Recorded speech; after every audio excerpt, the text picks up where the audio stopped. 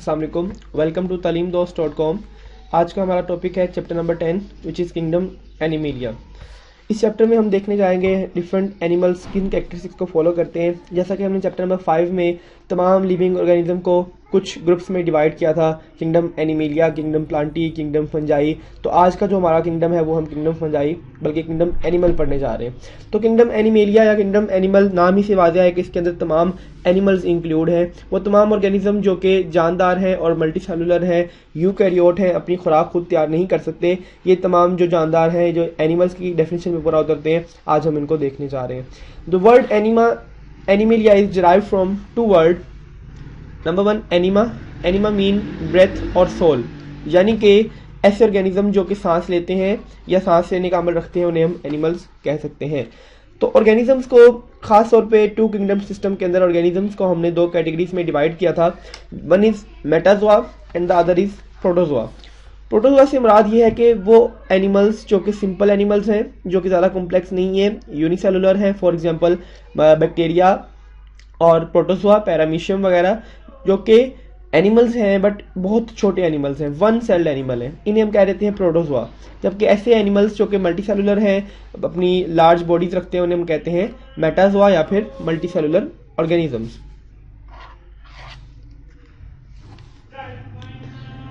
Kingdom Animalia consist of all animal which are multicellular, जो कि multi cellular होते हैं, जिनकी बॉडी एक से ज़्यादा सेल पे मुश्तमिल है। विच आर डिप्लॉयड, जो कि डिप्लॉयड होते हैं। यूकैरियोट होते हैं। इंजेस्टिव हेटरोट्रोप्स, इंजेस्टिव हेटरोट्रोप्स ऐसे ऑर्गेनिजम्स हैं जो कि अपनी खुराक खुद हासिल नहीं करते बल्कि किसी चीज़ को खा के खुराक हासिल करते हैं और डिफरेंट तरीकों से अपनी खुराक हासिल करते हैं।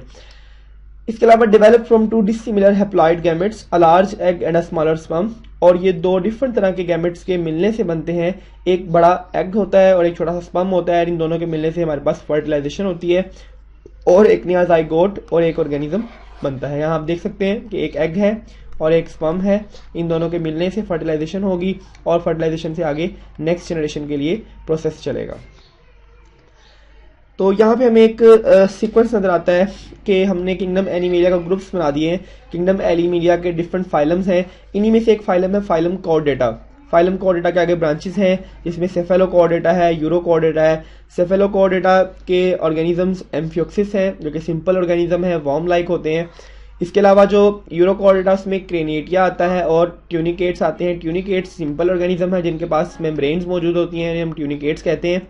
जबकि क्रेनेटिया ऐसे ऑर्गेनिजम्स हैं जिसके अंदर स्कल या वर्टिबल कॉलम वगैरह मौजूद होते हैं। तो इसी का आगे ग्रुप आता है हमारे पास वर्टिब्रेटा। वर्टिब्रेटा के आगे फिर दो ग्रुप्स आते हैं, कॉन्ड्रिच थाइज एंड यूटेलोस्टोमी। कॉन्ड्रिच थाइज के अंदर तमाम फिशेज आ जाती हैं, जैसा कि शार्क है और रेज वगैरह है। इसी में से एक ग्रुप निकलता है जिसके अंदर हमारे पास रे फिन फिशेज आती हैं। इसके अलावा जो दूसरे ऑर्गेनिज्म है they are Tetrapoda. Tetra mean 4 and poda means leg, यानी कि ऐसे ऑर्गेनिज्म जिनके पास 4 टांगे हैं, जिनको उर्दू में हम चौपाया भी कह सकते हैं। तो इनके अंदर फिर आगे दो ग्रुप्स बनते हैं जो कि हमारे पास सोरोप्सिडा और सेनप्सिडा पे मुश्तमिल है। सेनप्सिडा ज़्यादातर मेमेलिया है, एम्फीबियन है। और इसके अलावा हमारे पास रेप्टाइल्स के कुछ ग्रुप आते हैं, बर्ड्स के क्लास एप्स के ग्रुप आते हैं और इसके अलावा हमारे पास मैमल्स भी आ जाते हैं। यानी कि हमने देखा कि कॉर्डेट्स की आगे डिफरेंट ब्रांचेस हैं। हम ना सिर्फ किंगडम्स को इसमें पढ़ेंगे बल्कि डिफरेंट फाइलम्स स्टडी करेंगे और कुछ इंपॉर्टेंट फाइलम्स के आगे हम क्लासेस तक भी बात लेके जाएंगे। सबसे पहले हम बात करेंगे why animals are complex. Animal हमें बहुत ज़्यादा कॉम्प्लेक्स नजर आते हैं, इनके सिस्टम्स बड़े मॉडिफाइड हैं। एनिमल्स के अंदर ये कॉम्प्लेक्सिटी कैसे डेवलप होती है? तो जब हम बात करते हैं एवोल्यूशन की, तो हम देखते हैं कि जो ऑर्गेनिजम्स हैं वो सिंपल से कॉम्प्लेक्स की तरफ मूव करते हैं। पहले के कदीम ज़माने के जो बैक्टीरिया थे वो बहुत सिंपल थे, देवर प्रोकैरियोट्स। फिर प्रोकैरियोट्स से डेवलपमेंट होती है। डेवलपमेंट होने के बाद कुछ यूकैरियोट्स बनते हैं और ये यूकैरियोट्स अपनी बहुत सी स्पेशलाइज्ड ऑर्गन रखते हैं, बहुत से इनके पास ऑर्गेनेलिज मौजूद हैं। फिर आहिस्ता आहिस्ता डेवलपमेंट होती है, कॉलोनियल सिस्टम आता है। कॉलोनियल के बाद हमारे पास मल्टी सेलुलर बॉडीज आती हैं। तो जब मल्टी सेलुलरिटी आती है तो चीज़ों में कॉम्प्लेक्सिटी पैदा होना शुरू हो जाती है। इतने सेल्स को कोऑर्डिनेट करवाने के लिए, सर्कुलेट करवाने के लिए, डाइजेस्ट करवाने के लिए, न्यूट्रिशन देने के लिए हमारे पास स्पेशल सिस्टम्स होने चाहिए। तो आज के जो एनिमल हमें नजर आते हैं उन तमाम के अंदर ये कुछ कॉम्प्लेक्स सिस्टम्स मौजूद हैं डाइजेस्टिव सिस्टम, सर्कुलेटरी सिस्टम, और इसीलिए हम इन्हें कहते हैं कि these organisms are very complex. लेकिन अगर हम पीछे हिस्ट्री में जाएं तो हमें पता चलता है कि एनिमल्स की जो आज कॉम्प्लेक्स फॉर्म है ये कहाँ से बनी है, ये भी कुछ सिंपल ऑर्गेनिज्म से बनी है जिन्हें हमने पैराजोआ कहा था।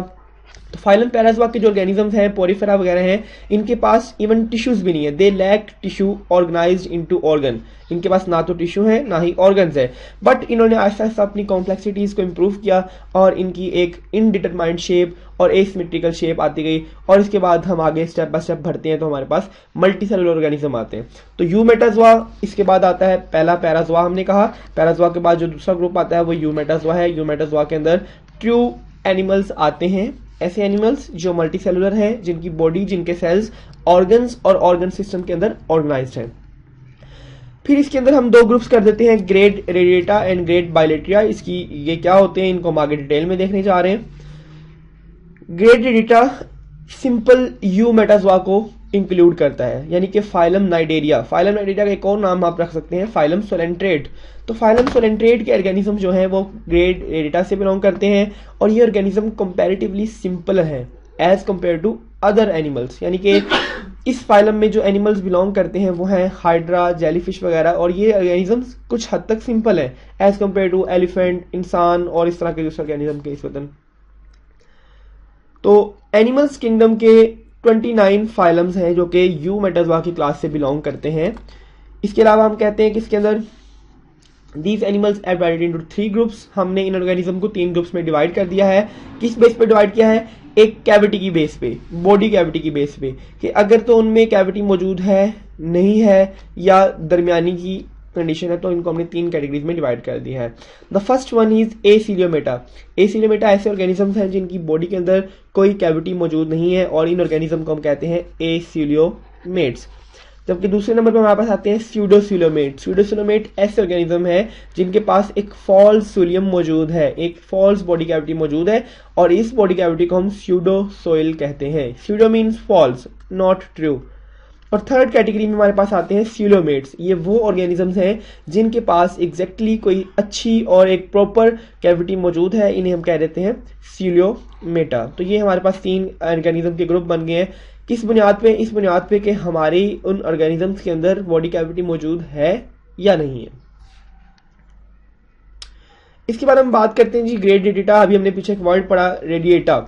रेडिएटा का जो वर्ड निकला है वो रेडियस से निकला है, यानी कि अगर आप सर्कल है तो सर्कल के सेंट्रल पॉइंट से इसके आउटर पॉइंट तक जो लाइन जाती है उसे हम कहते हैं रेडियस। तो रेडियस के वर्ड से रेडिएटा निकलता है। ये ऐसे ऑर्गेनिज्म है जिनकी बॉडी की सिमेट्री गोलाई में है, रेडियल वाइज है, सर्कुलर है। और ये रेडियल सिमेट्री ऐसी सिमेट्री है कि अगर हम किसी ऑर्गेनिज्म को किसी भी प्लेन से कट करें जो कि उसके सेंटर पॉइंट से गुजरता हो तो हम बॉडी को इक्वल पार्ट्स में डिवाइड करने के काबिल हो सकते हैं।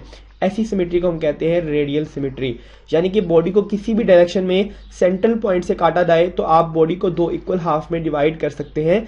ऐसी सिमेट्री को हम कहते हैं रेडियल सिमेट्री। और याद रखिएगा कि रेडियल सिमेट्री के जितने भी ऑर्गेनिज्म हैं जो कि फाइलम सोलेंट्रेट से बिलोंग करते हैं, दे आर ऑलवेज डिप्लोब्लास्टिक। जो ऑर्गेनिज्म भी रेडियल सिमेट्री के ग्रुप में आते हैं, रेडियल ऑर्गेनिज्म है, ग्रेड रेडिएटा में आते हैं, उनकी सिमेट्री हमेशा डिप्लोब्लास्टिक है। यानी कि उनकी बॉडी में सिर्फ 2 लेयर्स मौजूद हैं, एक एक्टोडर्म और एक एंडोडर्म। लेकिन इन एक्टो और एंडोडर्म के दरमियान एक मटेरियल मौजूद है which is gel like material, जिसको हम कहते हैं मेसेनकाइम। तो ये डिप्लोब्लास्टिक ऑर्गेनिज्म है। जबकि दूसरी तरफ जो ऑर्गेनिज्म हमारे पास आते हैं, सी एनिमोन वगैरह इसकी एग्जांपल आपको यहाँ दिखाई जा रही है, जेलीफिश और हाइड्रा वगैरह सारे इसी की एग्जांपल है। दूसरी तरफ हमारे पास आती है बायलैटरल सिमेट्री। आप देख सकते हैं कि बायलैटरल सिमेट्री ऐसी सिमेट्री है, अगर हम इसकी बॉडी को 2 इक्वल हाफ में काटना चाहें तो हम सिर्फ एक प्लेन में से काट सकते हैं। इस तरह से काट के हम इसकी बॉडी को 2 हाफ में डिवाइड नहीं करेंगे क्योंकि इसका इंटीरियर एंड और है और पोस्टीरियर एंड और है। तो सिर्फ एक प्लेन है जिसकी मदद से हम इसकी बॉडी को 2 इक्वल हाफ में डिवाइड कर सकते हैं। इस तरह की सिमेट्री को कहते हैं bilateral symmetry. Bye means 2 and lateral mean sides, यानी कि अगर हम इसे कट करना चाहें तो हम इसे साइड बाय साइड 2 साइड्स में कन्वर्ट कर सकते हैं। तो bi mean 2 and lateral mean sides. तो इसकी बायलैटरल सिमेट्री है।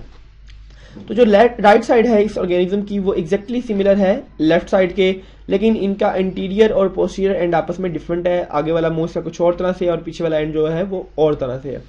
इसके अलावा इनकी जो हेड है वो डिफरेंशिएटेड हैं, वाजिया तौर पे डिफरेंशिएट हुए हैं।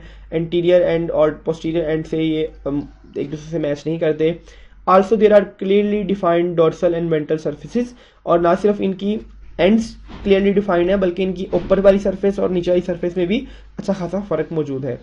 The animals belonging to phyla Platyhelminthes, Nematoda, Annelida, Mollusca, Arthropoda, Echinodermata, Hemichordata and Chordata, ये तमाम जो ग्रुप्स हैं ये इसी कैटेगरी के अंदर आते हैं, ग्रेड बायलेट्रिया के अंदर आते हैं। जबकि ग्रेड डेटा के अंदर सिर्फ एक ग्रुप आ रहा था, वो था फाइलम नाइडेरिया या phylum सोलेंट्रेट। The adult echinoderms also have secondly developed radial symmetry due to their special mode of life। अब इसमें बताया रहता है कि कुछ echinoderms ऐसे होते हैं जो पैदा तो बायलेट्रिया के तौर पे ही होते हैं, उनके लार्वा लंबे ही होते हैं, बायलेट्रल होते हैं, लेकिन अपनी लाइफ के कुछ हिस्से में वो अपनी सिमेट्री को रेडियल कर लेते हैं, तो ये उनकी लाइफ का एक हिस्सा है। They are always triploblastic. Grade Bilateria के जितने भी ऑर्गेनिज्म है वो हमेशा ट्रिप्लोब्लास्टिक है। ट्रिप्लोब्लास्टिक मीन उनके पास 3 लेयर्स होंगी, इसको भी हम आगे डिस्कस करेंगे, और वो सीलियोमेट्स हो सकते हैं, स्यूडोसीलियोमेट्स हो सकते हैं और एसीलियोमेट भी हो सकते हैं। फिर अगर आगे हम बात करें तो हमने अपने सीलियोमेट्स को 2 कैटेगरीज में डिवाइड कर दिया है, जिसमें हमारे पास 2 टर्मिनोलॉजीज आती हैं, प्रोटेरोस्ट्रोम्स एंड ड्यूटेरोस्ट्रोम्स।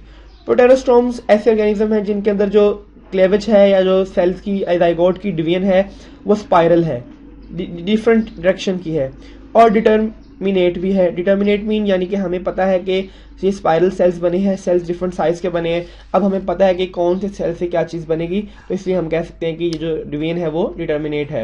जबकि ड्यूटेरोस्ट्रोम्स के अंदर जो डिवीजन है वो रेडियल है, तमाम सेल्स एक तरह के बनेंगे। रेडियल डिवीजन में तमाम सेल एक तरह के बनेंगे और कोई सेल छोटा बड़ा नहीं है, तो हमें नहीं पता कि कौन सा सेल क्या बन रहा है, that's why this is indeterminate. जबकि इसके अंदर जो सेल्स बनते हैं वो स्पाइरल बनते हैं, कोई सेल छोटा है कोई सेल बड़ा है, तो हमें पता चल रहा है कि इस सेल से ये बनना है, इस सेल से ये बनना है और इस सेल से ये बनना है, तो इसमें हमारे पास एक ये डिफरेंस आता है। The second difference is during development process mouth in these animal arise from blastopore और फ्रॉम इट्स इंटीरियर मार्जिन। इस ग्रुप के जो एनिमल्स हैं उनके अंदर जो माउथ बनता है वो ब्लास्टोपोर से बनता है या फिर ब्लास्टोपोर के इंटीरियर मार्जिन से बनता है, जबकि दूसरे ग्रुप में ऐसा नहीं होता। इनके अंदर जो माउथ है वो माउथ ब्लास्टोपोर के इंटीरियर एंड से कुछ फासले पे बनता है। ये एक फर्क आ गया कि यहाँ पे इंटीरियर एंड से बनता है, जबकि यहाँ पे इंटीरियर एंड से कुछ दूर फासले पे बनता है, जबकि ब्लास्टोपोर जो सी है वो एनस फॉर्म करती है, यानी कि काम ऑपोजिट हो रहा है थोड़ा सा। तीसरा पॉइंट ये है हमारा, स्वेलम और body cavities form due to splitting of mesoderm. जो सीलियम है वो मेसोडर्म की स्प्लिटिंग से बनती है। मेसोडर्म क्या है? मेसोडर्म हमारे पास एक दरमियानी लेयर है। अब ये सेंट्रल लेयर स्प्लिट करती है इनटू 2 लेयर्स और स्प्लिट करके दरमियान में कैविटी बन जाती है। हम कहते हैं कि दिस इज सोइलम। तो हम कहते हैं कि सेंट्रल लेयर के डिवाइड करने से दरमियान में एक गैप आता है और उस गैप को हम कह देते हैं सोइलम और द बॉडी कैविटी। इस कंडीशन को हम कहते हैं शीजोस्वेलस, यानी कि मेसोडर्म के स्प्लिट करने के अमल को हम कहते हैं शीजोस्वेलस। और जबकि ड्यूटेरोस्टोम्स में ऐसा नहीं होता। ड्यूटेरोस्टोम में जो सोइलम बनती है वो एक आउट पॉचिंग बनती है। किसकी आउट पॉचिंग? आपकी गट की, एलिमेंट्री कैनाल की आउट पोचिंग। यानी कि आउट पोचिंग हम कहते हैं कि अगर ये एक ऑर्गेनिज्म है, इसकी साइड पे कोई बर्ड निकलता है तो जिससे ना आउट पोचिंग। तो एलिमेंट्री कैनाल के बाहर कोई सरफेस पे कुछ एक्स्ट्रा चीज लगना या निकलना आउट पोचिंग कहलाता है। और इस कंडीशन को हम कहते हैं, इस निकलने की प्रोसेस को हम कहते हैं एंटेरोसोइलस, यानी कि आउट पोचिंग से जो सोइलम बनेगी उसे हम कहेंगे एंटेरोसोइलस। चौथा पॉइंट हम डिस्कस करते हैं कि mesoderms is derived from the cell on interior lip of blastopore. अब हम कहते हैं कि जो मेसोडर्म है वो कहाँ से बनती है? वो ब्लास्टोपोर के इंटीरियर लिप पे मौजूद कुछ सेल्स हैं, उन सेल्स से इनकी मेसोडर्म फॉर्म होती है। जबकि mesoderm is derived from wall of developing gut. इसमें क्या है कि मेसोडर्म जो से हैं वो डेवलपिंग गट की वॉल से बनती है। तो ये हमारे पास फिर एक डिफरेंस आता है। जो हमारे पास ग्रुप प्रोटेरोस्टोम्स है उसमें कौन कौन से ऑर्गेनिज्म आते हैं? उसके अंदर फाइलम एनिलिडिया आता है, फाइलम आर्थ्रोपोडा आता है, फाइलम मोलस्का आता है, फाइलम एस्केलिमेंथिस आता है। जबकि जो हमारे पास दूसरा ग्रुप है ड्यूटेरोस्टोमेटा, इसके अंदर कॉम्प्लेक्स ऑर्गेनिज्म आते हैं। फॉर एग्जांपल कॉर्डेट्स आते हैं, एकाइनोडर्मेटास आते हैं और हेमिकॉर्डेट्स आते हैं। यानी कि हम कह सकते हैं कि जो ड्यूटेरोस्टोम्स हैं वो थोड़ा सा कॉम्प्लेक्स ग्रुप है और अपने आप को ज़्यादा मॉडिफाई किया होगा उसने। ये हमारे पास एक डायग्राम आती है कि कैसे हम देखते हैं कि ये क्लीवेज स्पाइरल है, जो सेल्स बन रहे हैं दे आर अनइक्वल सेल्स, कुछ सेल्स बड़े हैं कुछ सेल्स छोटे हैं, जबकि रेडियल क्लीवेज के अंदर तमाम के तमाम सेल्स जो हैं वो एक ही साइज में फॉल कर रहे हैं। और दूसरी तरफ अगर हम देखें शीजोसीलस डेवलपमेंट को देखें तो आपको नजर आता है कि कैसे ये एक आपके पास मेसोडर्म है और मेसोडर्म के दरमियान स्प्लिटिंग हो रही है एंड मेसोडर्म स्प्लिट इनटू और इसके बाद कैविटी बनती है अंदर और इस कैविटी को हम कह रहे हैं दिस इज सोलम। तो सोलम मेसोडर्म की स्प्लिटिंग से बन रही है। इसी तरह से हम देखते हैं कि यहाँ पे एम्ब्रियो है और एक ब्लास्टोपोर इसका एक साइड है, डेवलपमेंट इनकी हो रही है और ये सेल एम्ब्रियो है और ये इनकी नॉर्मल स्टेट है। तो ये हमने जो पीछे बातें की उनकी एक पिक्टोरियल डायग्राम आपको दिखाई जा रही है। अगेन एक डायग्राम है, हम देखते हैं कि हमारे पास ये 8 सेल स्टेज है and these cells are developing into different layers और इस लेयर्स के अंदर सोलम बन गई है। फिर एक जगह से इसका माउथ बनता है और दूसरी जगह इसका एनस बनता है, यानी कि प्रोटेरोस्टोम है ब्लास्टोपोर का जो लिप है वो माउथ बनाता है और जबकि इसमें अगर हम देखें तो जो ब्लास्टोपोर का लिप है माउथ उसकी ऑपोजिट डायरेक्शन से बन रहा है, यानी कि ये हमारे पास थोड़ा सा इसमें कन्वर्जन आती है। इस तरह से आप देखें कि माउथ ऊपर चला गया और एनस नीचे आ गया है। तो ये हमारे पास इसकी जो डेवलपमेंट है उसके अंदर कुछ चेंजेस आते हैं। मेन पॉइंट जो यहाँ काबिल गौर है वो यही है कि हमने पीछे पढ़ा था कि जो प्रोटेरोस्टोम्स हैं माउथ फॉर्म ब्लास्टोपोर, इस एरिया को हम ब्लास्टोपोर कहते हैं। अब ब्लास्टोपोर वो ओपनिंग है जो कि ब्लास्टुला में बनती है, तो यहाँ से माउथ बन रहा है, जबकि इसमें अगर हम देखें तो माउथ जो है वो ब्लास्टोपोर की ऑपोजिट साइड से बन रहा है, अप टू सम डिस्टेंस बन रहा है। तो ये हमारी उस कंसेप्ट को क्लियर करता है जी। तो स्पाइरल और डिटरमाइंड क्लेवेज क्या होती है वो हम जरा देखेंगे। रेडियल और डिटरमाइंड क्या होती है। हमने बात की थी कि रेडियल डिवीन के अंदर तमाम जो सेल्स हैं वो इक्वल बनते हैं, ये इक्वली डिवाइड होते हैं और इनसे जो इक्वल सेल बनते हैं दे आर ऑल अलाइक। हमें नहीं पता कि हर सेल में से कौन सा सेल क्या करेगा, दैट्स व्हाई हम कहते हैं दिस इज इनडिटरमिनेट क्लेवेज। किसी भी सेल की फेट हमें मालूम नहीं है। जबकि स्पाइरल की अगर हम बात करें तो चूंकि सेल्स स्पाइरली डिवाइड करते हैं, स्पाइरली डिवाइड करने से कुछ सेल्स छोटे हैं कुछ सेल्स बड़े हैं, तो हम गेस कर सकते हैं कि इनमें से कौन सा सेल डाइजेस्टिव सिस्टम बनाएंगे, कौन सा सेल सर्कुलेटरी सिस्टम बनाएंगे और कौन सा सेल रेस्पिरेटरी सिस्टम बनाएंगे। तो we have some prediction in their functions. तो इनके जो फंक्शंस हैं या फेट है, जो इनकी किस्मत है, दैट इज फोरटोल्ड, पहले से बताई जा सकती है।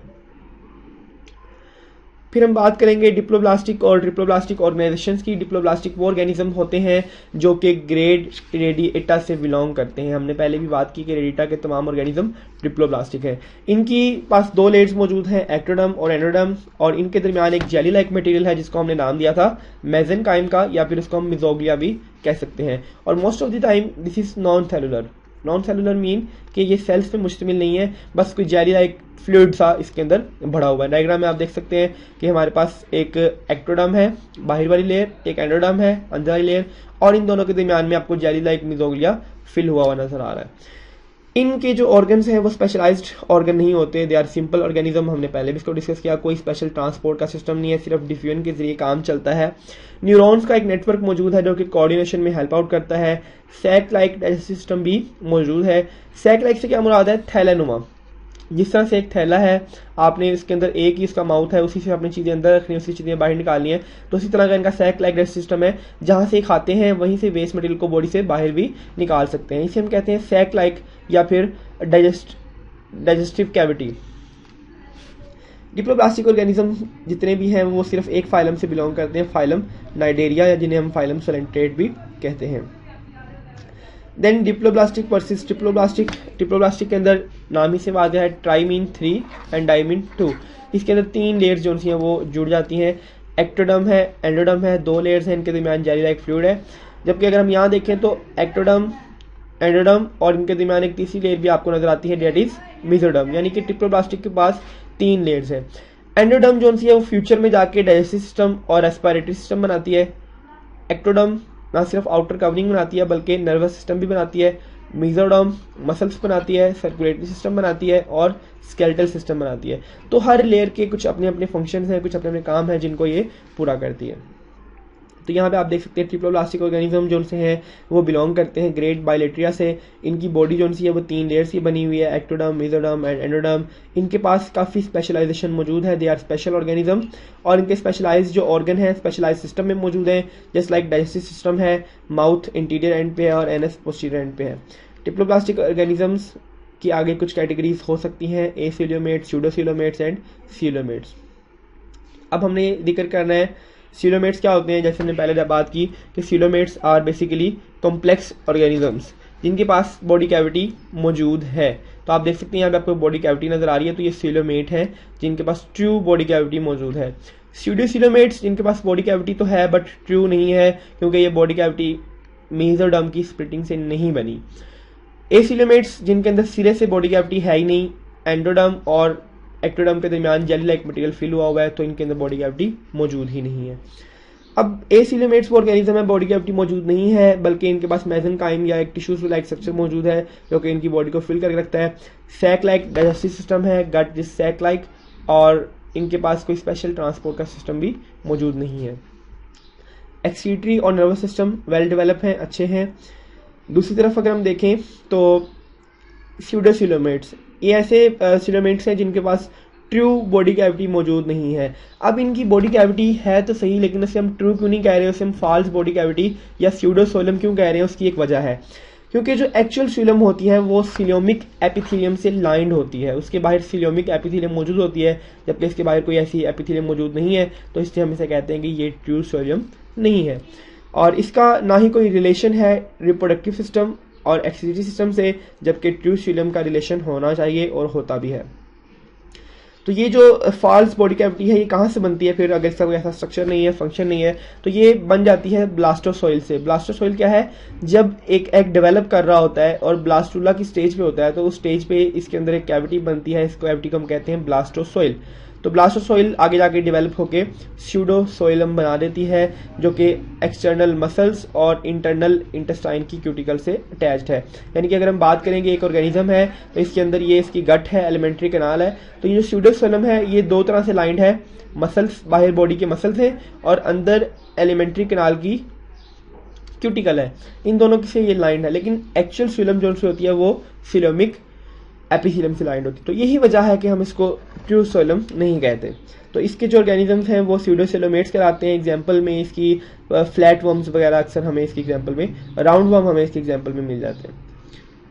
सीलोमेट्स जिनके पास ट्रू बॉडी कैविटी मौजूद है और ये बॉडी कैविटी मेसोडर्म से लाइंड भी है, इनकी जो बॉडी है वो दो लेयर्स पे स्प्लिट हो चुकी है। अगर आप यहाँ पे गौर करें तो इनकी जो मेसोडर्म थी वो स्प्लिट हो चुकी है, एक एंड अंदर चला गया और एक एंड यहाँ पे, एक एंड अंदर आया गया यहाँ पे और एक एंड इनका यहाँ बाहर लगा हुआ है, तो इसके दरमियान जो कैविटी बनती है इसे हम कहते हैं this is स्यूडोसीलम।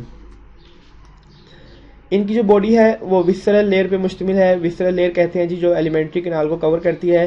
The cavity between them is true coelom, और इनके दरमियान जो कैविटी है वो ट्रू सोइलम है, actually that is coelom. Alimentary canal के अंदर जो कैविटी है उसको हम सोइलम कहते हैं चूंकि वो ट्रू सोइलम है। और इसी तरह से वो कैविटी जो सी है वो फिल्ड है सिलोमिक फ्लूइड से, इसके अंदर खास फ्लूइड है जिसे हम कहते हैं सिलोमिक फ्लूइड। तो एनिमल्स जिनके अंदर सिलोम या बॉडी कैविटी मौजूद है उन्हें हम सिलोमेट्स कहते हैं, और ये एनिलिड से लेके कॉर्डेट्स तक जितने भी हमारे ग्रुप हैं वो इसी से बिलोंग करते हैं।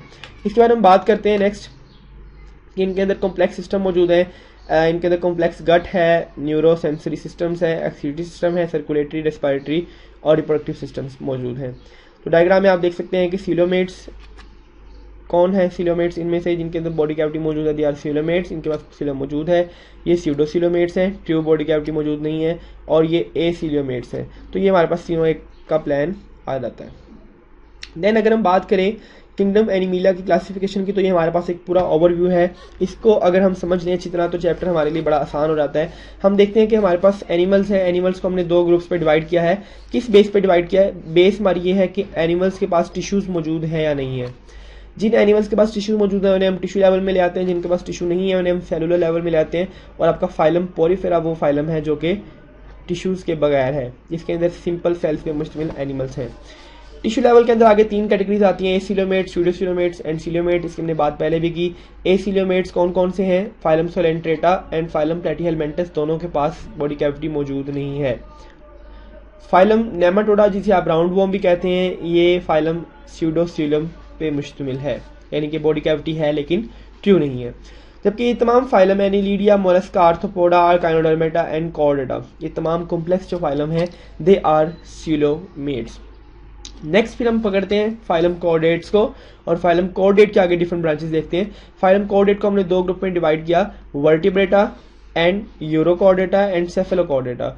यूरोकॉर्डेटा और सेफेलोकॉर्डेटा ये सिंपल ऑर्गेनिज्म है, ये ज़्यादा कॉम्प्लेक्स नहीं है। जबकि वर्टिब्रेट्स के हमने आगे 5 ग्रुप्स कर दिए। किंगडम या क्लास स्पाइसिस में तमाम फिशेज आ जाती हैं। अब इसकी भी दो क्लासेस हैं, आगे सब क्लासेस हैं, कॉन्ड्रोच थाइस एंड ऑस्ट्रिच थाइस, ये इसकी दो डिफरेंट सब क्लासेस आ जाती हैं।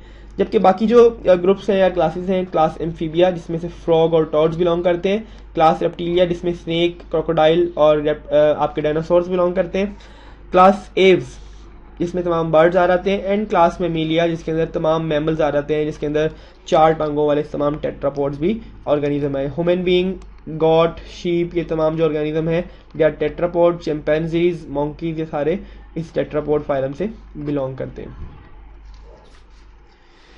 तो ये हमारे पास डिफरेंट ग्रुप्स हैं, phylum Porifera, Coelenterata, Platyhelminthes, Nematoda, Annelida, Arthropoda, Mollusca, Echinodermata and Chordata. तो ये 9 फाइलम हमारे पास मौजूद है, इनको हम 1 बाय 1 करके स्टडी करने जा रहे हैं। The first phylum is Porifera. Porifera का जो वर्ड है वो 2 वर्ड से निकला है। पोरस मीन पोर्स यानी कि सुराख, एंड फेरा मीन्स बियर यानी कि ऐसा ऑर्गेनिज्म जिसकी बॉडी के ऊपर छोटे छोटे सुराख मौजूद हैं, पोर्स मौजूद हैं, उसे हम कह देते हैं this is phylum Porifera. Porifera के जो ऑर्गेनिजम्स हैं जिनके पास बोर्स होते हैं उनको हम एक और नाम दे सकते हैं, स्पंज। तो स्पंज जो उनसे हम इस कैटेगरी से बिलोंग करते हैं। दे ऑल आर एक्वेटिक, पानी में रहते हैं, कुछ मैरीन वाटर में रहते हैं और कुछ फ्रेश वाटर में रहते हैं। तो 5000 जो हमारे पास स्पीशीज हैं पोरिफेरास की वो फ्रेश वाटर में रहने वाली हैं, जबकि बाकी तमाम जो उनसी हैं वो मैरीन है, समुद्रों के नमकीन पानी में रहती हैं। तो यहाँ पे हम देख सकते हैं कि हमारे पास एक स्पंज दिखाया जा रहा है। स्पंज की जो बॉडी कैविटी है वो 2 लेयर्स पे मुश्तमिल होती है, this is ectoderm and this is endoderm. और एक्टोडर्म के ऊपर छोटे छोटे सुराख आपको नजर आ रहे हैं, ये सुराख इसकी वजह से हम इसे पोरिफेरा कहते हैं। इसके पास स्पेशल किस्म के सेल्स मौजूद हैं, the special cells are known as choanocytes. ये जो स्पेशल आपको सेल नजर आ रहे हैं अंदर, दी सेल्स आर नोन एज क्वेनोसाइट। हम एक सेल को देखते हैं बड़ा करके, हमें पता चलता है कि क्वेनोसाइट जो सा है इसकी बॉडी के अंदर छोटे छोटे वैक्यूल्स हैं, ये अपनी फूड को एक ही पोजीशन से अंदर लेके आता है और उधर से बाहर लेके आ रहा है। इसके पास एक फ्लैजेला मौजूद है, एक कॉलर लाइक सेल है, इसका कॉलर कहलाते हैं इसको, और इस कॉलर के ऊपर एक फ्लैजेला लगा हुआ है। इस फ्लैजेला की मूवमेंट से ना सिर्फ फूड को अंदर लेके जाया जाता है बल्कि फूड को बाहर भी निकाला जाता है। और इसी तरह से इस ऑर्गेनिज्म की बॉडी के अंदर कुछ अमेबा भी रह सकते हैं जो कि इसके साथ कॉर्पोरेट होते हैं और इसकी हेल्प आउट करते हैं डाइजेशन के अंदर और न्यूट्रिशन के हवाले से। तो ये हमारे पास एक स्पंज की बॉडी है, ये एक मेन इसकी बॉडी कैविटी है। पानी यहाँ से एंटर होता है, छोटे होल से पानी अंदर एंटर होता है और एक बड़े होल से बाहर निकल जाता है। तो ये छोटे जो होल्स हैं इनको हम नाम देते हैं ओस्टिया का। जो स्मॉल होल्स हैं, पोर्स हैं जिसके थ्रू वाटर अंदर एंटर होता है, इसे हम कहते हैं ओस्टिया। और जिस मेन ओपनिंग के जरिए पानी बाहर निकलता है उसे हम कह देते हैं ऑस्किलम। और इसके दरमियान में जो कैविटी बनती है इस कैविटी को हम कहते हैं स्पंजोसोइल। सॉइल का मतलब हमेशा याद रखना आपने कैविटी, तो स्पंजोसोइल ऐसी कैविटी जो स्पंज के अंदर मौजूद है। तो ये आपको यहाँ पे नजर आते हैं स्पिक्यूल्स। स्पिक्यूल्स क्या हैं? छोटे छोटे कांटे लाइक स्ट्रक्चर्स हैं जो कि इनके अंदर मौजूद हैं, इनको हम कहते हैं स्पिक्यूल्स। तो इनकी जो बॉडी वाल है वो 2 लेयर्स पे बनी हुई है, इसे हम कहते हैं pinacoderm. Derm mean layer and pinaco mean pinacocyte से वर्ड निकला इनका। तो पिनेकोडर्म इनकी स्पेशल लेयर है जो कि सेल्स पे मुश्तमिल है, अंदर वाली लेयर को हम कहते हैं। और जो सेल्स यहाँ मौजूद है उन्हें हम कहते हैं पिनेकोसाइट्स। साइट्स का वर्ड हमेशा याद रखना है, सेल्स को कहते हैं। देन क्वेनोडर्म्स भी एक लेयर है जो कि अंदर वाली लेयर है और इसके ऊपर स्पेशल सेल्स मौजूद हैं जिन्हें हम क्वेनोसाइट्स कहते हैं। यानी कि पिनेकोडर्म में जो सेल्स हैं वो पिनेकोसाइट्स हैं और क्वेनोडर्म में जो सेल्स हैं वो क्वेनोसाइट्स हैं। और इन दोनों लेयर्स के अंदर एक मेसेंकाइम टिश्यू मौजूद है, एक सिंगल कैविटी है जिसको हम स्पंजोसोइल कहते हैं।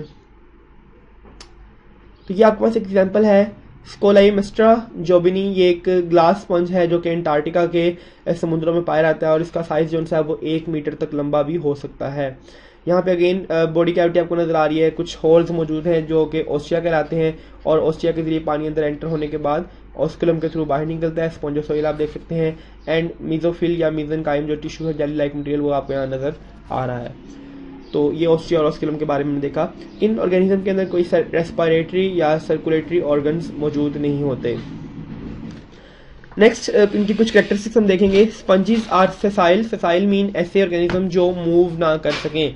दे remain attach to some rock some part, और किसी भी चीज़ से अटैच हो जाते हैं, ये मूव नहीं कर सकते।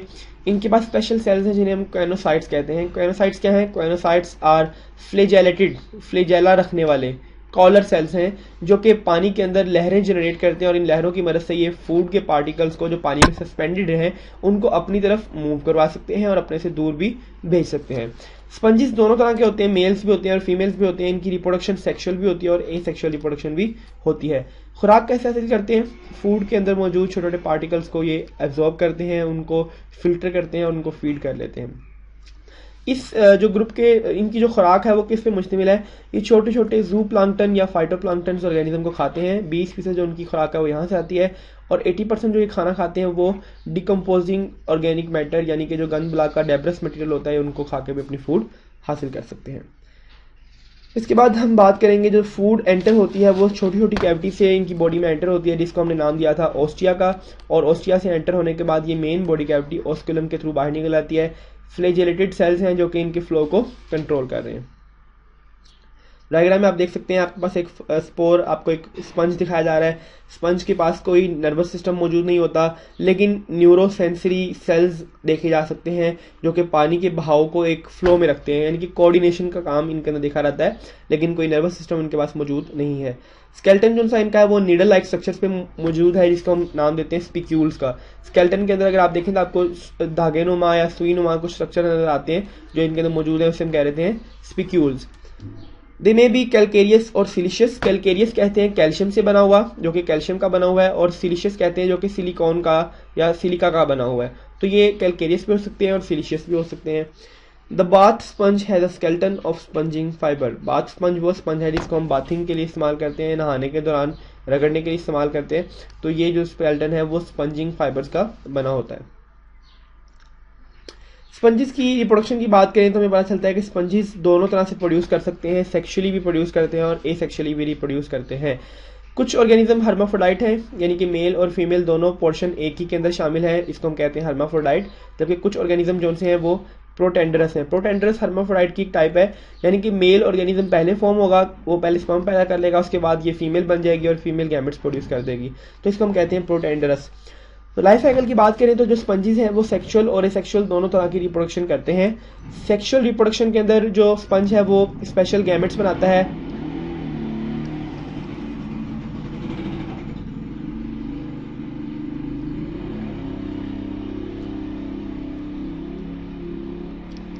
सेक्सुअल रिप्रोडक्शन के अंदर जो स्पंज है वो स्पेशल गैमेट्स बनाता है, जिसको हम एग और स्पर्म के नाम से जानते हैं। इन एग्स और स्पर्म्स की फर्टिलाइजेशन होती है, फर्टिलाइजेशन से नया एम्ब्रियो बनता है, embryo grow into a new sponge, और ये स्पंज एक अपना साइकिल पूरा मुकम्मल करके अपनी पोजीशन तक पहुंच जाता है।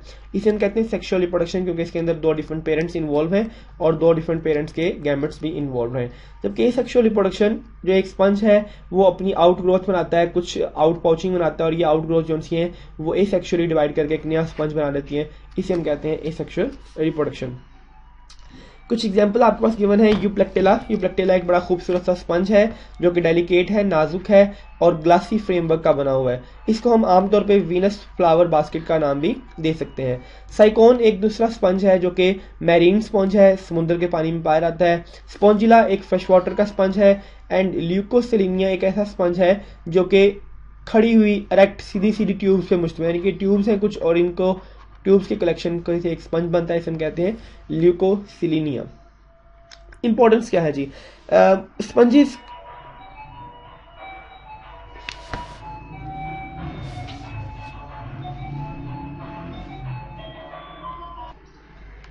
तो इम्पोर्टेंस ऑफ स्पंजिस।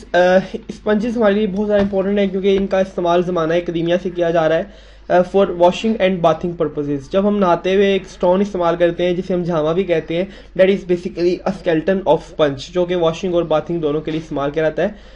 इसके अलावा स्पंजिस को इस्तेमाल करके हम बहुत सी इंडस्ट्रीज़ में चीज़ें बनाते हैं। फॉर एग्जांपल इनके शेल में अच्छा खासा कैल्शियम मौजूद है। That calcium is used in different feeding industries. इनके जो स्पंज हैं वो बड़े खूबसूरत पैटर्न पे बने होते हैं, तो वो कुछ डेकोरेशन पीस के तौर पे इस्तेमाल किए जाते हैं। सबसे जो अच्छे कमर्शियल स्पंजेस हैं वो मेडिटेरेनियन सीज में पाए जाते हैं। स्पंजेस के अंदर एब्जॉर्ब करने की बहुत अच्छी कैपेसिटी है, तो इसको हम वाटर एब्जॉर्ब करने के तौर पे भी इस्तेमाल करते हैं, यानी कि वाटर को इससे हम एब्जॉर्ब कर लेते हैं और इससे क्या होता है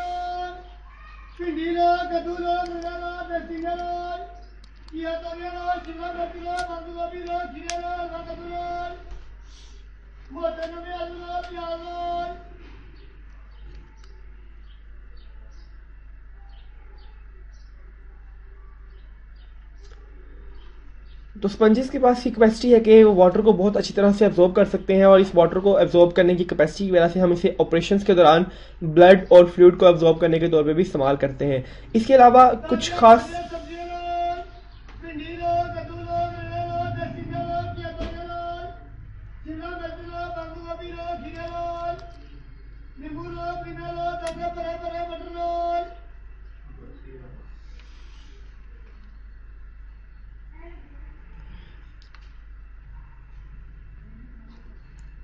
तो इसकी इसी साउंड एब्जॉर्बिंग कैपेसिटी की वजह से हम इसे कुछ खास बिल्डिंग्स में, जैसा कि ऑडिटोरियम्स वगैरह में और हॉल्स में इसको इस्तेमाल करते हैं, जहाँ पे साउंड की इको प्रोड्यूस होने का खतरा होता है, ताकि ये साउंड को एब्जॉर्ब कर लें और साउंड एब्जॉर्बिंग के दौरान आपकी इको प्रोडक्शन को रोकें, जिससे आपकी साउंड क्वालिटी अच्छी हो जाती है। इसके अलावा कुछ ऐसे रूम्स होते हैं स्पेशलाइज्ड जो कि साउंड प्रूफ रूम्स होते हैं, तो उनकी साउंड प्रूफिंग के दौरान भी हम इसे इस्तेमाल करते हैं कि आवाज़ अंदर ही एब्जॉर्ब हो जाए, आवाज़ रूम से बाहर ना जाए, तो उसके अंदर भी इनको इस्तेमाल किया जा सकता है।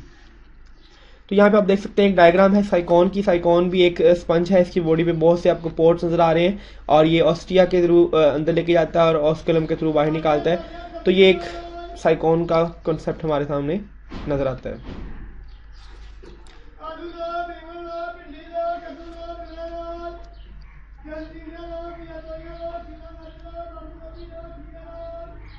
The next grade is grade radiata. हमारा जो अगला फाइलम है वो ग्रेड रेडिएटा से बिलोंग करता है, यानी कि इसकी जो सिमेट्री है वो रेडियल है।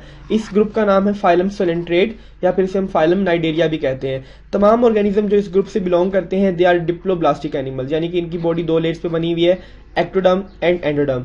और इनको जो नाम नाइडेरिया दिया गया है वो नाम एक खास वजह से दिया गया क्योंकि इनके पास स्पेशल सेल्स हैं।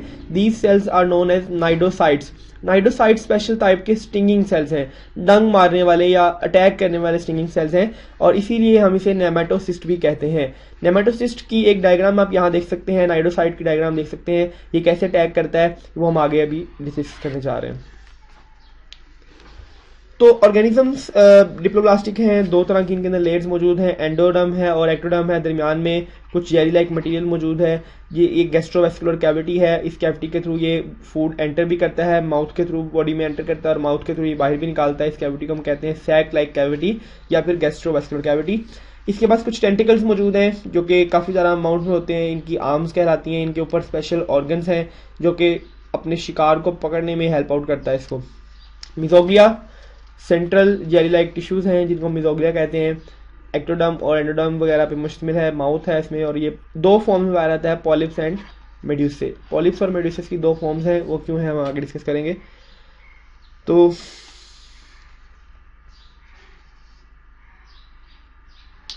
सोलेंट्रेट्स के पास रेडियल सिमेट्री है। अगेन वही बात कि हम इनकी बॉडी को अगर दो इक्वल हाफ में काटना चाहें तो ऐसा सेंट्रल प्लेन है जो इसकी बॉडी को इक्वल हाफ में काट सकता है। दो डिफरेंट इसकी फॉर्म्स हैं, नंबर 1 पॉलिप्स और नंबर 2 मेड्यूसा। पॉलिप्स क्या होती है और मेड्यूसा क्या होती है इसके बारे में हम देखते हैं। मेड्यूसा एक अम्ब्रेला लाइक ऑर्गेनिज्म है, बिल्कुल छतरी नुमा है, अम्ब्रेला की तरह इसकी ऊपर एक हेड बना होता है, और इसका जो बेसिक काम है वाटर में फ्री स्विमिंग है। इसका जो बेसिक काम है वो है सेक्सुअल रिप्रोडक्शन। सेक्सुअल रिप्रोडक्शन का काम इस मेड्यूसा के जिम्मे है क्योंकि इसके पास गोनैड्स हैं जो कि गैमेट्स प्रोड्यूस करते हैं। जबकि पॉलिप्स जो है वो एक सिलेंडर की तरह का सिलेंड्रिकल एनिमल है जिसके पास कोई रिप्रोडक्शन के चांसेस नहीं है, बल्कि इनके पास न्यूट्रिशन का फंक्शन है। इसका ज़्यादातर काम ये कि खुराक हासिल करना और खुराक खाना है, और इसको हम गैस्ट्रोजॉइड भी कहते हैं। एग्जाम्पल की अगर बात करें तो इसकी साइज बहुत डिफरेंट है। एक माइक्रोस्कोपिक हाइड्रा भी हो सकता है और एक बहुत बड़ा मैक्रोस्कोपिक ब्रेंकियोसेरेंथस भी हो सकता है। ये दोनों ऑर्गेनिज्म इसी ग्रुप से बिलोंग करते हैं, लेकिन इनके साइज में बहुत ज़्यादा फर्क है। एक माइक्रोस्कोपिक है, छोटा सा है, और एक मीटर्स तक फैला हुआ है। Many colonial coelentrates such as coral produce a hard exoskeleton form of calcium carbonates। बहुत से सोलेंट्रेट्स जो से अपने ऊपर एक स्केलेटन प्रोड्यूस करते हैं जो कि कैल्शियम कार्बोनेट का बना हुआ होता है। कैल्शियम कार्बोनेट को आप लोग जानते हैं कि आमतौर पर हम इसे चूने का पत्थर भी कहते हैं। ये कैल्शियम कार्बोनेट जब ऑर्गेनिज्म की डेथ हो जाती है तो ये कैल्शियम कार्बोनेट का जो खाली खोल है ये नीचे समुद्र में बैठ जाता है, जमा हो जाता है, और इनके जमा होने से वहाँ पे कुछ चट्टानें बनती हैं, कुछ छोटी बड़ी चट्टानें बन जाती हैं जिन्हें हम कहते हैं कोरल रीफ्स। कोरल रीफ्स बहुत इंपॉर्टेंट होती हैं किसी भी एक्वेटिक सिस्टम के लिए। अगर आप ऐसा देखें कहीं सीन तो आपको जो ये नजर आ रहे हैं दे आर कोरल रीफ्स, ठीक है। तो ये कोरल रीफ्स की इंपॉर्टेंस ये है कि ये बहुत सी छोटी छोटी फिशेस को रहने का हैबिटेट प्रोवाइड करती है। इसके अंदर बहुत से फिशेस अपना मस्कन बना लेती हैं, वहाँ पे रहती हैं, और ये बहुत ज़्यादा अहम रोल प्ले करता है। अब हमने कहा कि इसके पास टेंटिकल्स मौजूद हैं। टेंटिकल्स क्यों मौजूद हैं? टू कैप्चर फूड, खुराक को पकड़ने के लिए। टेंटिकल्स के पास स्पेशल सेल्स थे जिन्हें हमने नेमेटोसिस्ट कहा है, नेमेटोसाइट्स कहा। दे आर स्टिंगिंग सेल्स, ये स्पेशल सेल्स हैं जो कि अपने शिकार को जहरीला इंजेक्शन या जहरीले झटके लगा के उनको मार सकती हैं। तो ये ना सिर्फ अपने बचाव के लिए बल्कि शिकार को मारने के लिए भी इस्तेमाल करते हैं इसको।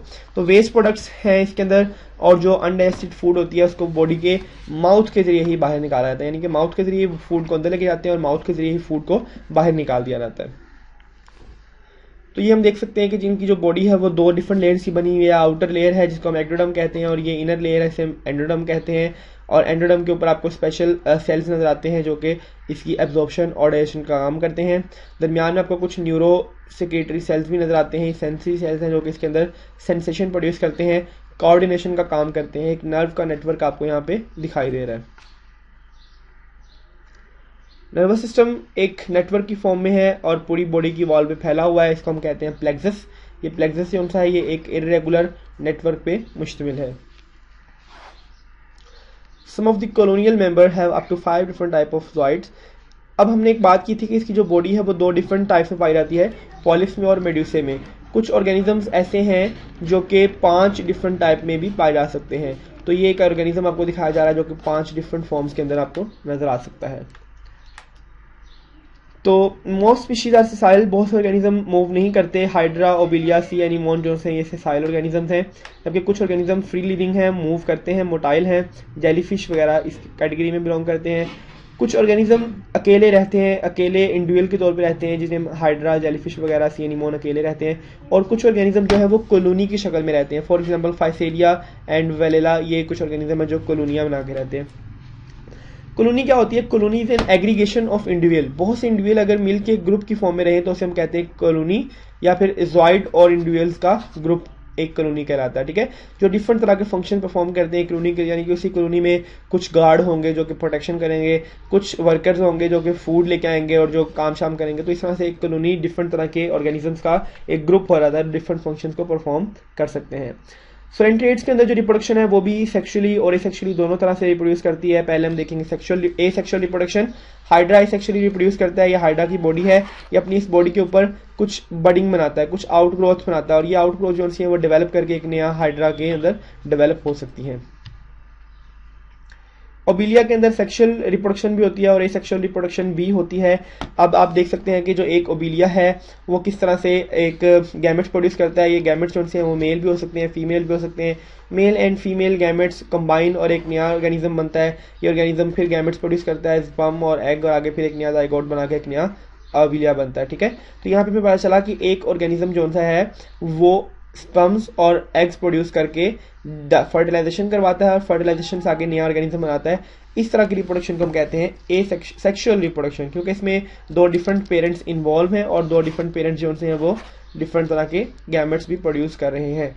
तो एक जॉइड है जिसको हम कहते हैं ब्लास्टोस्टाइल। ब्लास्टोस्टाइल एक ऐसा जॉइड है जो कि एक इंडिविजुअल जॉइड को राइज करता है, एक इंडिविजुअल जॉइड को पैदा करता है, मेड्यूसे को। यानी कि जो मेड्यूसे है वो पॉलिप्स पैदा करेगा और जो पॉलिप्स है वो मेड्यूसे को पैदा करता है, और इनका रिप्रोडक्शन सिस्टम इस तरह से चलता है। इस प्रोसेस को हम कहते हैं अल्टरनेशन ऑफ जनरेशन। जैसा कि हमने प्लांट्स के चैप्टर में भी देखा था, अल्टरनेशन ऑफ जनरेशन होता है, sporophyte give rise to gametophyte. इसी तरह से हमें यहाँ पे भी अल्टरनेशन ऑफ जनरेशन जो सी है वो देखने को मिलती है। फॉर एग्जाम्पल हमारे पास यहाँ पे एक पॉलिप्स है, ये पॉलिप्स जो सा डेवलप करके मेच्योर होता है। मेच्योर होने के बाद ये पॉलिप्स 2 तरह के बनाता है, एक मेड्यूसे बना दिया इसने और एक रिप्रोडक्टिव पॉलिप्स बना दिया है। अब इनके पास गैमेट्स बनेंगे। अब ये पॉलिप्स जो है गैमेट्स बनाएगा, इनके पास गोनेड्स हैं, एग्स और स्पर्म बनेंगे, स्पर्म्स और एग मिलते हैं, फर्टिलाइजेशन होती है और फर्टिलाइजेशन के बाद दोबारा अगेन हमारे पास एक पॉलिप्स बनता है। तो हमने देखा कि एक पॉलिप्स ने पैदा किया मेड्यूसे को और मेड्यूसे ने अगेन पैदा कर दिया पॉलिप्स को। This is known as alternation of generation. एक जनरेशन का दूसरी जनरेशन से तब्दील हो जाना या नई जनरेशन को जन्म देना, इसे हम कहते हैं अल्टरनेशन ऑफ जनरेशन। तो polymorphism, poly mean many and morph का जो वर्ड है वो है शेप, यानी कि एक ही ऑर्गेनिज्म का एक से ज्यादा शेप में पाया जाना पॉलीमॉर्फिज्म कहलाता है। अभी हमने कहा था कि इसमें 2 ऑर्गेनिज्म हमें मिलते हैं जिसको हमने कहा पॉलिप्स एंड मेड्यूसे। तो पॉलिप्स एंड मेड्यूसे ये दोनों जेलीफिश की टाइप है, लेकिन ये शेप में डिफरेंट है, तो इसे हम कहते हैं दे आर पॉलीमॉर्फ। ये एक ही शक्ल के 2 डिफरेंट टाइप्स हैं। इस फॉर्मूला को हम कह देते हैं पॉलीमॉर्फिज्म। जैसा कि हमने बात की थी, हमें ब्लास्टोसाइड मिलता है, हमें गैस्ट्रोसाइड मिलता है, हमें गोनोसाइड मिलता है। तो ये एक ही ऑर्गेनिज्म के डिफरेंट टाइप्स हैं, इसे हम कह देते हैं पॉलीमॉर्फिज्म या अल्टरनेशन ऑफ जनरेशन।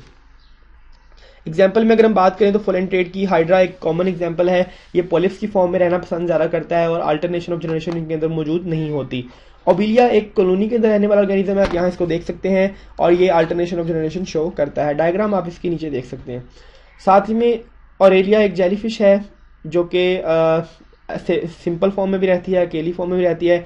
इसका जो पोलिप्स है वो बड़ा रिड्यूस है, बहुत छोटा सा है, और जो मेड्यूसी है वो डोमिनेंट हो चुका है और जेलीफिश के तौर पे काम करता है। एक्टिनिया एक्टिनिया हम कहते हैं सी एनिमोन को। इसकी जो बॉडी है वो पोलिप्स पे मुश्तमिल है और सिर्फ एंटेरॉन है इसके अंदर। जो पार्टीशंस हैं उनकी पार्टीशंस को हम कहते हैं मेजेंट्रीज, यानी कि बॉडी की जो सेगमेंटेशंस हैं, बॉडी की पार्टीशंस की गई हैं, इन पार्टीशंस को हम कह देते हैं मेजेंट्रीन्स।